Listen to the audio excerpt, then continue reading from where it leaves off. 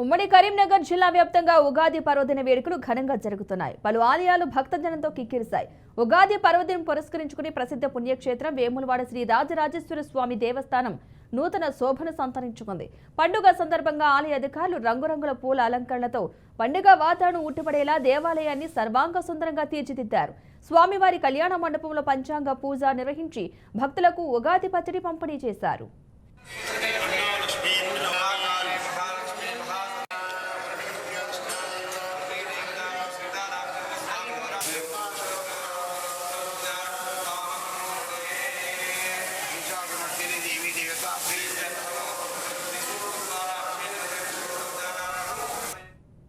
ఇక అలాగే శ్రీరామ నవరాత్రి మహోత్సవాలు రాజన్న ఆలయంలో ఘనంగా ప్రారంభమయ్యాయి. ఆలయ అర్చకులు ఇవాళ స్వామివారికి మహాన్యాస పూర్వక ఏకాదశ రుద్రాభిషేకం, పంచోపనిషత్ ద్వారకాభిషేకం నిర్వహించారు. నవరాత్రి మహోత్సవాలు ఈ రోజు నుంచి 9 రోజుల పాటు జరగనున్నాయి. అలాగే ఈ నెల 17న శ్రీ సీతారామచంద్ర స్వామి వారి దివ్య కళ్యాణం జరగనుంది.